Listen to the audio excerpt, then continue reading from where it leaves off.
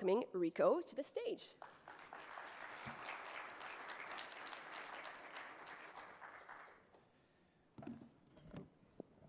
Thank you, Linda, for that introduction. I really appreciate it. And to all of you, thank you for staying around. I know it's the end of this and everybody's tired. I do appreciate this as someone living the shared experience and an end user, to sit and take in all the wonderful people here from the 44 countries that are going to be going home and hopefully being inspired and changing lives.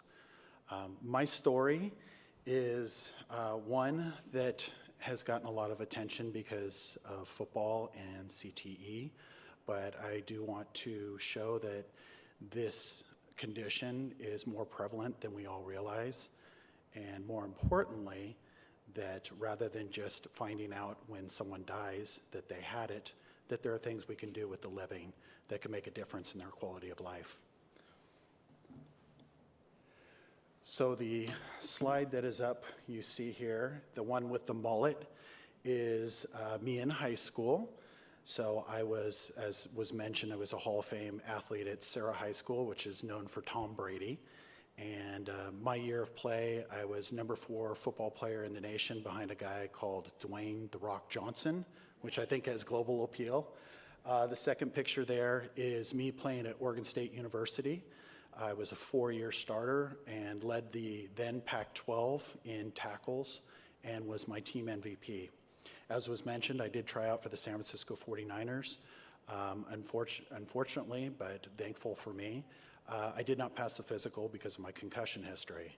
So Steve Young, which was the quarterback for the 49ers, and Troy Aikman that year had both had issues that forced their retirement from concussions.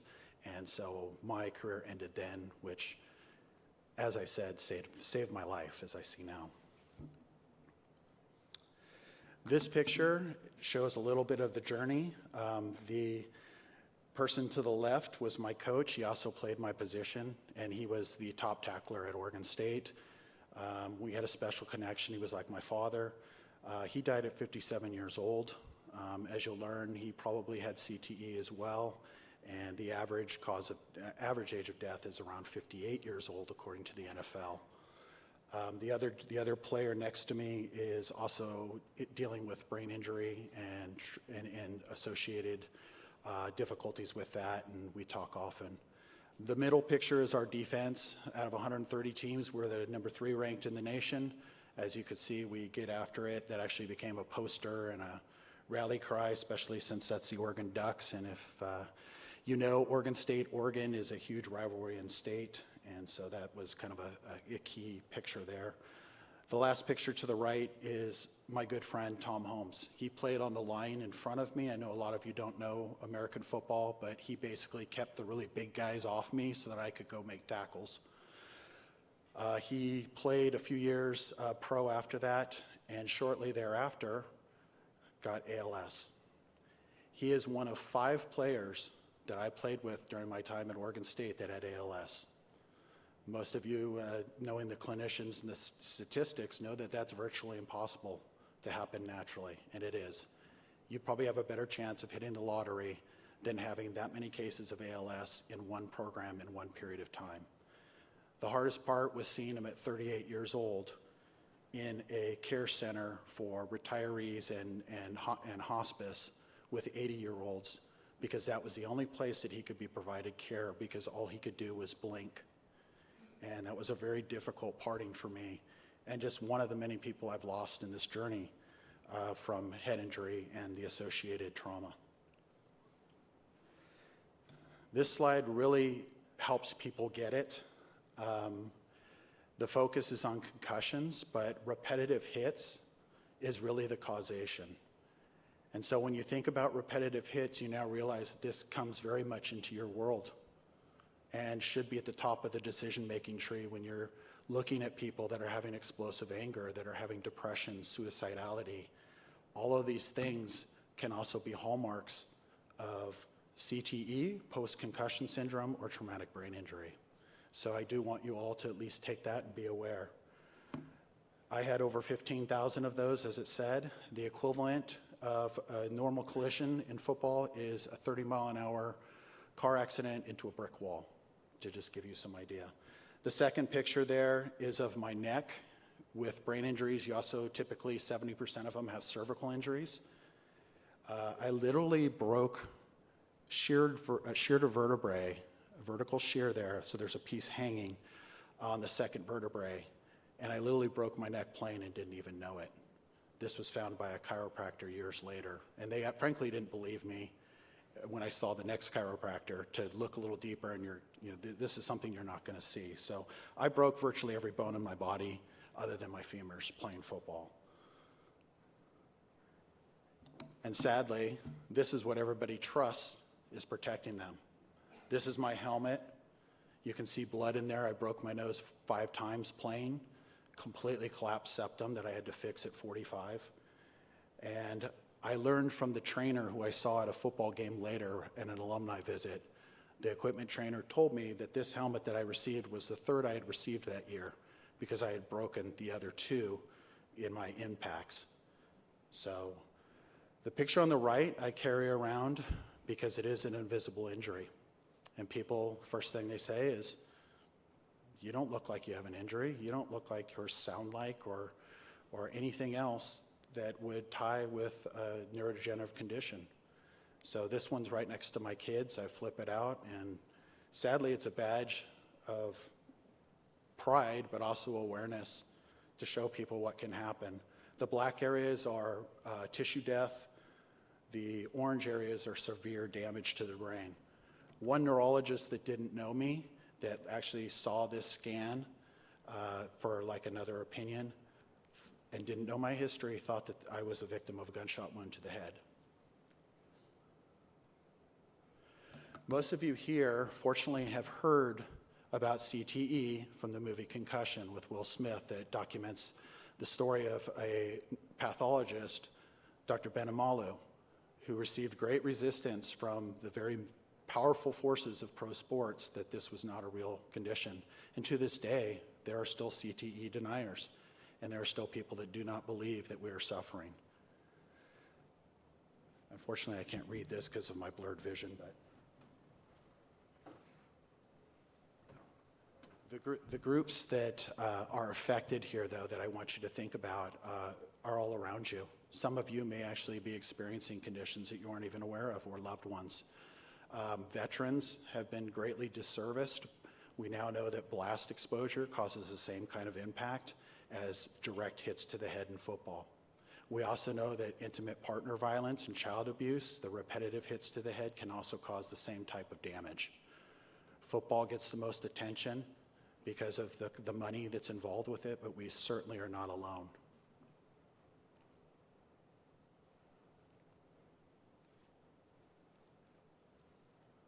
There we go. Oops. Missed the slide. If you do a keyword search on CTE, these are the faces you'll see. Sadly, I know most of them. I know them personally. That top picture, for those of you from New Zealand, is Shane. I speak to his girlfriend, Holly Parks, and she's become an advocate now because of what she has seen. Shane went to the International Rugby League and begged them for help. He knew he had a problem. He knew it was not simply a mental health condition, but an issue that needed direct care and direct intervention immediately. This is the real face of CTE. This is me with my 16-year-olds for their 16-year-old birthday. This was when I was in the throes of the systemic failure that I experienced. Not shown with the smiley faces, the impulsivity, the explosive anger, the depression, the darkness, the suicidality, those were all a part of my daily life.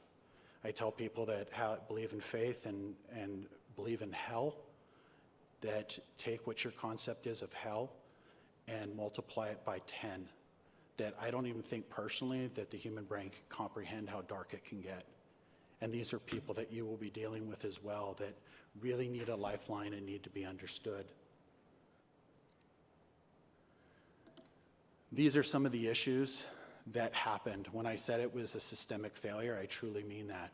Affected mood, behavior, cognition, physical, and sleep quality. Just a couple key pieces off this. My sleep, I was getting 12 minutes of REM a night. I had up to 60 plus leg thrushes in a 1 hour period usually. I was dealing with REM sleep behavior disorder as well, which is a precursor to Parkinson's. I had severe dysautonomia, complex sleep apnea, Parkinson's-like tremors, ocular, vestibular issues, etc. It goes on and on. I really, truly had to put it all on a spreadsheet. It was so many and so quick.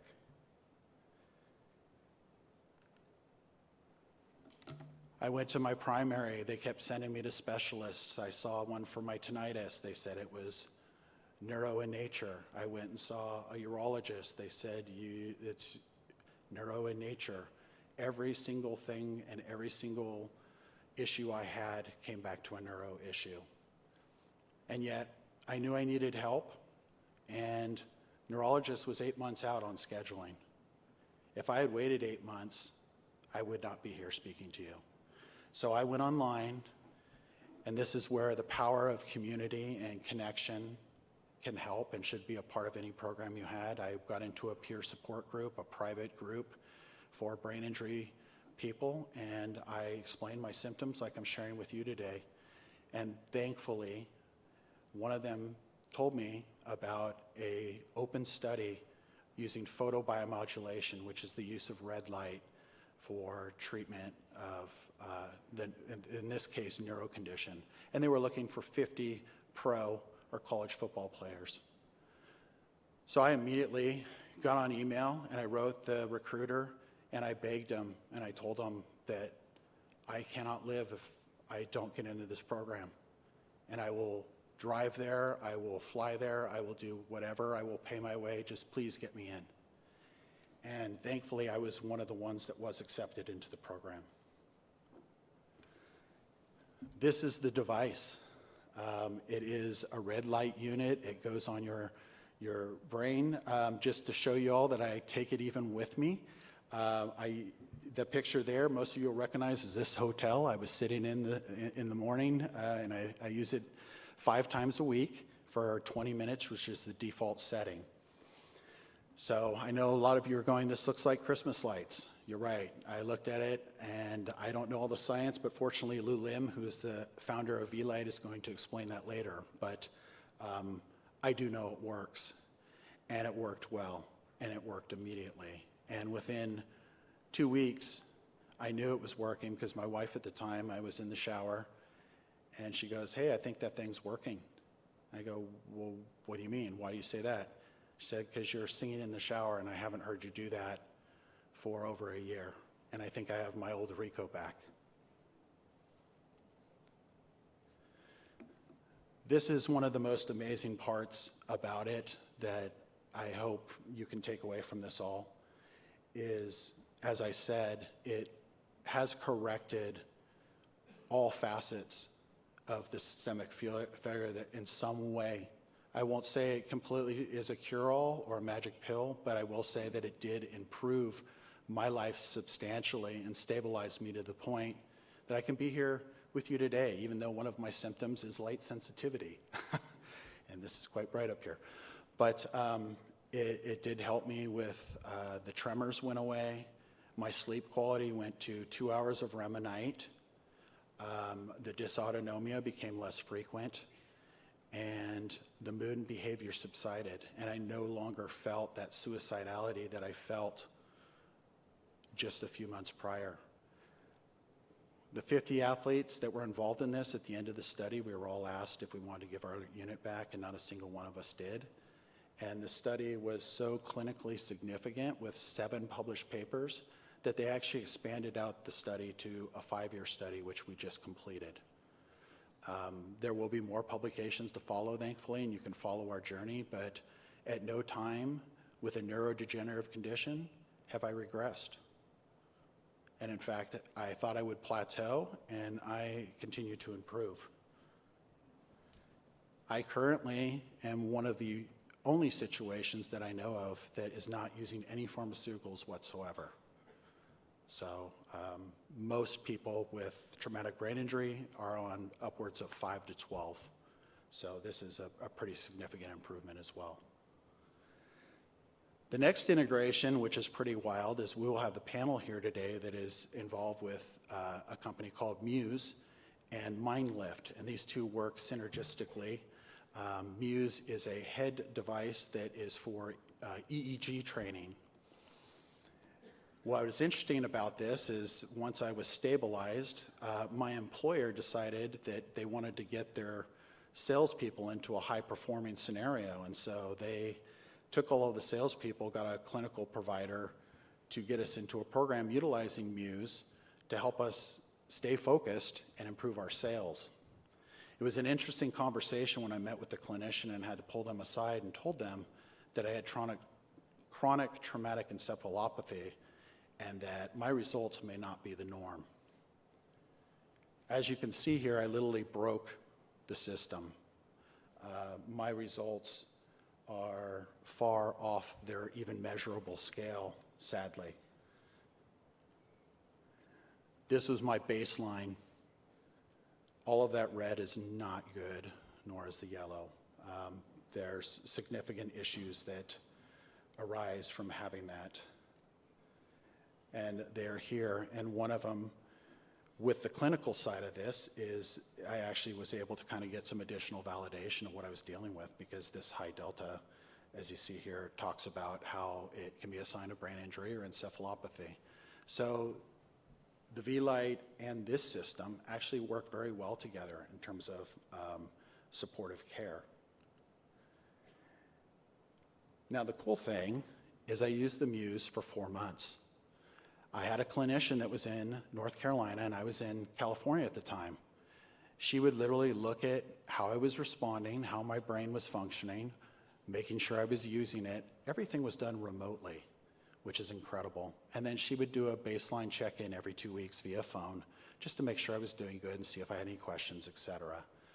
The way the Muse works is basically they have games and you use your brain and focus to try to create this functionality within your systems in your brain and concentration so that you can kind of make the system work more efficiently and coherently.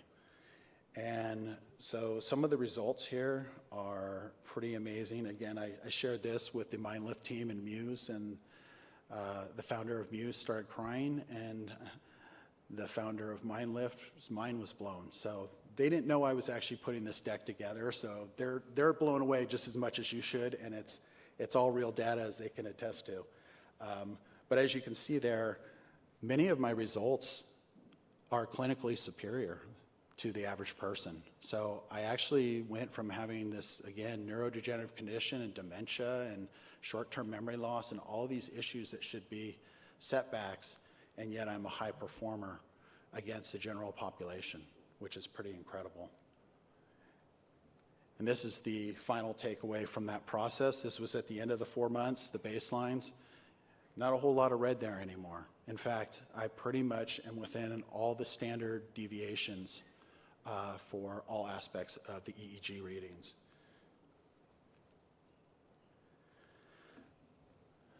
So, 5 years later, here I am speaking before all of you, which I never thought I'd have the opportunity to do. And I'm very honored to be able to do so. And I do hope that, again, you can take this back and share it in your communities, and hopefully we can bring about change, because this is a silent epidemic. My team of 100 players alone, 40 of these guys have come to me when I spoke out in our alumni group, does anybody have cognitive issues, and begged for help. And there are many, many more. We have 22 a day dying from suicide in our military. That's 4 times the amount we've lost in combat since 9/11. And yet it's not talked about. If they're lucky, they'll get one 20-minute virtual counseling session and then be let out to fend for themselves as well as their families. And for every bit I suffered, my kids suffered just as much. Dad, why don't you smile anymore? Dad, why are you so tired all the time? Many times I ate alone because of my light and sound sensitivity with teenagers. By the time the meal was done, I was the only one at the table because I'd scared them all off. So these are very real problems for quality of life. This picture here is I'm really proud of. My new hero isn't a sports player, it's Ann McKee. She is the top CTE doctor in the world. I have a personal friendship with her now, thankfully, and I've donated my brain to be studied for CTE. So meeting her in person and getting to talk to her direct was a real honor. The middle picture is me speaking with a conference of physicians, athletic trainers for professional and sports teams at UCLA. And I was grateful that I could talk to them about what the symptoms are and what to look for with concussion so that they can hopefully save some lives as well. And the last picture on the far right is somebody from my brain injury group, which I founded. And she is the first female veteran from the Vietnam era that was on a naval ship. And she endured a lot, ladies, as you know, the glass ceiling and then some. And she wanted to help with this cause and brain injury and did a 100-mile bike ride, which is what she could give, and rode to the VA center as a traumatic brain injury survivor herself to help raise awareness. And from her work, $24 million is now being allocated to the VA system in Florida, which we're working on to provide alternative treatments such as red light, hyperbaric, and others to help those in need. So thank you for your time. I'm going to leave you with one last slide. This is my information. I am not a medical provider. As I said, I am shared experience, but CTE still has a very negative stigma, and many people that I work with in the pro and other areas need confidentiality, and what I do is I help just associate them and introduce them with providers that can care for them, but more importantly, I can let them know that they're not crazy and that they're not alone. And those are two of the key connections that you need to make to create stability. Thank you for your time. I appreciate it.